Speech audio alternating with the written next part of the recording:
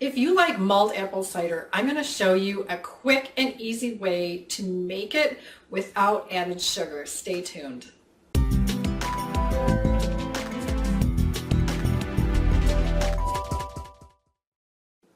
Besides apple cider, the only two ingredients you're going to need are cinnamon sticks and whole cloves.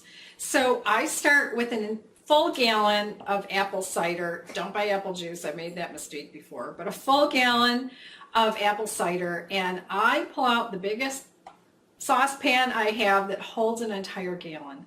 I pour it in, I put in my 2 sticks of cinnamon and 12 whole cloves, and then I set the heat on a medium level. So if you have gas or electric stove, just set it right on medium and heat it up. You don't want to boil it, you don't want to simmer it, but you want to get it to the point where it's steaming at the surface, and only let it heat for about an hour. Now you would think that longer might be better, but it's not. I have done this where I've let the spices sit in there for 2 hours, pulled them out, and it just gets a little too syrupy. So just stick with an hour. And after an hour, you're going to want to remove the cinnamon sticks and remove each of the cloves. You can use a slotted spoon or just a regular spoon to get all the cloves out.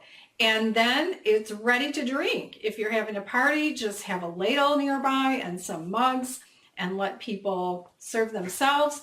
Or a lot of times after having a cup or two, I'm ready to just call it a day. So I'll pour it into a large plastic pitcher that has a lid and refrigerate it. And then I'll just pour out 1 mug at a time and microwave it for a couple minutes, and it is delicious. Check out some of my other videos by clicking one of the images on the right side of your screen, or mouse over the upper right hand corner. There's a little eye that appears, and when you see it, click it, and you'll see some other videos that you might be interested in watching. And thanks for watching. Bye.